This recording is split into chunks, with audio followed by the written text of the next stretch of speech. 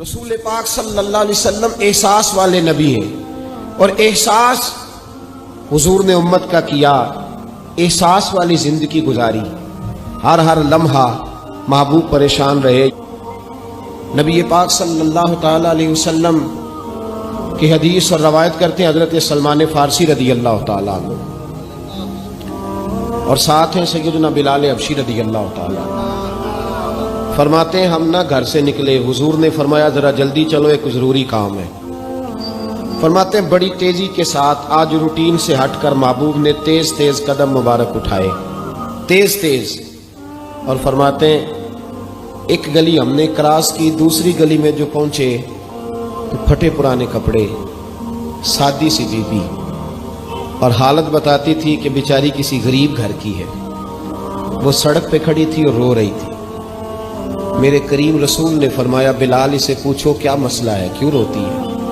تو حضرت سلمان عرض کرتے ہیں میں نے کہا حضور میں پوچھ لیتا ہوں، آپ جائیے، کام بڑا ضروری ہے جو نکلیں، میں معلومات کرتا ہوں۔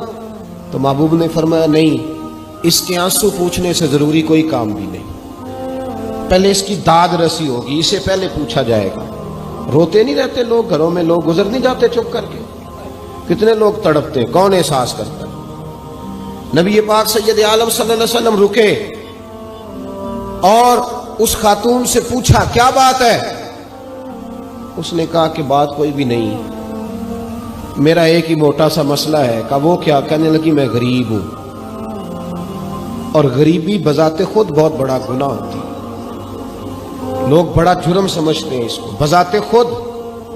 میں نے شروع میں کہا نا کہ مذہبی سٹیج کی بھی صدارت غریب آدمی نہیں کر سکتا، کیونکہ غریب جو ہوا جد کول دتھی ہونی انہیں نیڑے بہنا ہے نا جی، جد کول نہیں انہیں تو پیچھے جا کے بہنا اینڈ تے کول کیڑا دتھی ہے۔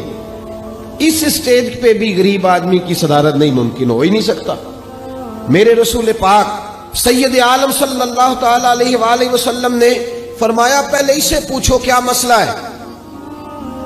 وہ کہنے لگی میں غریب ہوں، بوڑھی ہو گئی ہوں، ساری زندگی غلامی میں گزاری ہے، تیل لینے آئی تھی 5 دینار کا، بوتل میں تیل بھروایا ہے، اور اب بوڑھی ہوں نا تو کمر درد کرتی ہے، پیر پیچھے موڑا ہے تو میں گری ہوں، تیل زمین پی گئی ہے، اب زمین تو واپس نہیں کرتی، لیکن واپس جاؤں گی تو ایک یہودی عورت کی ملازمہ ہوں، وہ درے سے مارے گی، کھال ادھیڑ دے گی، میں بڑی پریشان ہوں، اب نہیں مار کھائی جاتی، ہڈیاں بوڑھی ہیں، قربان جاؤں۔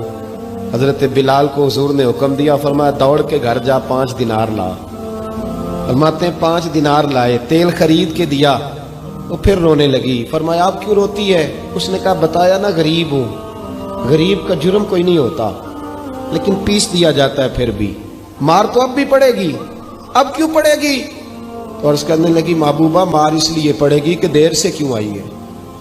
تو میرے کریم رسول اور وہ بی بی حضور ابھی آئے ہیں مدینہ طیبہ، امام یوسف صالحی فرماتے ہیں ابھی آئے تھے حضور، سبل الہدیٰ والرشاد کے مصنف کہتے ہیں ابھی آئے تھے نبی پاک، وہ جانتی بھی نہیں تھی۔ تو سید عالم صلی اللہ تعالی علیہ وسلم نے فرمایا اچھا مار پڑے گی؟ کہا ہاں۔ او بھائی کونسلر جو کل آپ کو کہہ رہا تھا نا میں آپ کا خادم ہوں، کونسلر بے گناہ، بلکہ ہمارے SHO صاحب اگر چودھری پہ پرچہ آ جائے تو اس کو ٹیلی فون کر کے پوچھتے ہیں صاحب جی تہاڈے خلاف درخواست آئی ہے، کی کرنا ہے؟ تو غریب آدمی بیچارہ، اس کی غلطی یہ تھی کہ وہ غریب تھا تو اس نے ریڑھی لگا لی چوک میں، اس کو دبوچ کے لے گئے، تینوں پتہ نہیں ایتھے نہیں کھلوئی دا، تو اس کے پاس کل انویسٹمنٹ ہی 5000 تھی، سارا لے گئے۔ پھر وہ کونسلر صاحب کے پاس چلا گیا، سر میرے نال چلے آ دے ذرا میں تھانے جانا ہے۔ انہوں نے کہا گڈی کرائی ہے، پیسے ہیں نہیں، ایویں تھانے جائی دا ہے۔ اب وہ گاڑی لایا ہے، پتہ نہیں کہاں سے لایا ہے، تھانے پہنچا ہے، اور یہ ہے ہمارا حال کہ وہ SHO بھی بیٹھا ہے کرسی پہ اور کونسلر بھی کرسی پہ بیٹھا اور وہ غریب پیروں میں بیٹھا ہے، اور ہاتھ باندھ کے کہہ رہا میری ریڑھی دے چھڈو، میریاں 4 دھیاں نے تو میں شامی کھانا کھڑنا ہے۔ کدھر گیا امت کا وہ ذوق؟ ساری زندگی نعتیں سننے والوں بتاؤ تو صحیح نعت نے تاثیر کیا دی ہے روح؟ اگر ابھی بھی گھاڑی غریب کے پاس کھڑی نہیں ہوتی تو پھر کیا اثر ہوا ساری زندگی نعت سننے کا؟ میرے مصطفیٰ کریم سید عالم صلی اللہ تعالی علیہ وسلم نے فرمایا اس خاتون سے یہاں کونسلر ساتھ نہیں جاتا، کہتا ہے کر دیا ٹیلی فون، سویرے 9 بجے پہنچ جانا، اور کائنات کی سب سے معزز شخصیت حضرت سیدنا بلال حبشی رضی اللہ تعالیٰ عنہ فرماتے ہیں میرے نبی پاک نے فرمایا بی بی چل میں تیرے ساتھ چلتا ہوں۔ گویا اللہ کی ساری رحمتیں اس کے ساتھ ساتھ چلنے لگی، اور آگے آگے نہیں، ساری کتابیں پڑھ لو، وہ پھٹے پرانے کپڑوں والی بی بی آگے آگے اور اللہ کے کریم رسول پیچھے پیچھے، ساری گلیاں اس نے پھرائی، مدینے کی صحرا آ گیا۔ ایک دروازے پہ دستک دی سے مالکن آئی، وہ بی بی بعد میں کہتی ہے میں بھی بڑی ڈاڈی تھی، طاقت ہی نہیں تھی میرے سامنے کو کھڑا ہو سکے، لیکن جب میں باہر نکلی تو میں نے نور کے حالے میں لپٹی ہوئی ایک عظیم ہستی کو دیکھا۔ فرماتے محبوب کے گورے چٹے رنگ کے اوپر کالی زلفیں اور محبوب پاک کی مقدس آنکھیں جب تک بات کرتے رہے نظریں زمین پہ جھکی رہی۔ شرم و حیا والے رسول نے بڑے میٹھے، بڑے دھیمے، بڑے خوبصورت لہجے میں کہا، بریلی کے امام فرماتے ہیں نیچی نظروں کی شرم و حیا پہ درود، بڑے دھیمے لہجے میں فرمایا تیری نوکرانی ہے تیری؟ عورت کہتی ہے میں تو حضور کے جلووں میں محو ہو گئی کہ سادگی میں اتنا حسن میں نے دیکھا ہی نہیں، تیری نوکرانی ہے؟ کہا تو میرے محبوب نے فرمایا بیچاری کی غلطی کوئی نہیں، اسے مارنا نا، اس سے تیل گر گیا تھا، نیا خریدتے دیر ہو گئی، رو رہی تھی تو میں سفارش کرنے آیا ہوں۔ وہ خاتون کہتی ہے کسی کی نہیں مانی تھی، پر محبوب کے جملوں میں تاثیر اتنی تھی، ککھ سواد نہیں مشری اندر، اساں کھنڈا می چکھ ڈٹھیاں، انہاں ساریاں شیواں نالوں گلاں سجن دیاں مٹھیاں۔ فرماتے ہیں نبی پاک صلی اللہ تعالی علیہ وآلہ وسلم نے فرمایا کچھ نہ کہنا، کہنے لگی نہیں کہتی، میرا وعدہ رہا، کچھ نہیں کہوں گی۔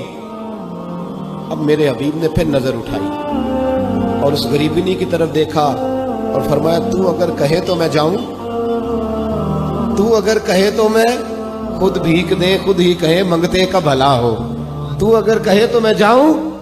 اس نے خراج پیش کیا تو چند آنسو گرائے، کہنے لگی محبوبہ جیسے بندہ نوازی۔ حضور نے رخ پھیرا، حضرت بلال کہتے ہیں میں پیچھے رہ گیا تو وہ دونوں بیویاں دوڑ کے میرے پاس آئیں، کہنے لگی بتا تو صحیح ہے کون، یہ بتا تو صحیح کون تھے؟ تو حضرت بلال کہنے لگی تم نہیں جانتے؟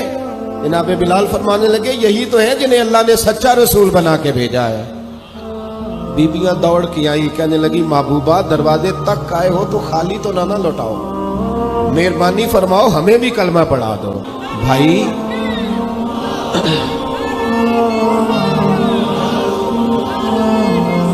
اگر دولت احساس ہے نا پھر تو زندہ ہے، جو زندہ ہوتا ہے اس میں لچک ہوتی ہے، جو مر جاتا ہے وہ اکڑ جاتا ہے۔ اگر زندگی ہے تو پھر احساس ہونا چاہیے، اگر تیرے اندر زندگی ہے تو پھر احساس ہے، اور اگر تیرے اندر احساس نہیں رہا نا تو پھر زندگی زندہ دلی کا نام۔